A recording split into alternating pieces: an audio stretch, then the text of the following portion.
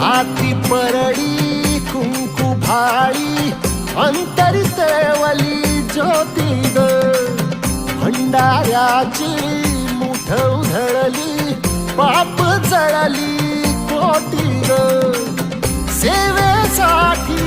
आलो दुरुनी तूच जीवाचा जीव स्वामिनी होऊ दे मंगल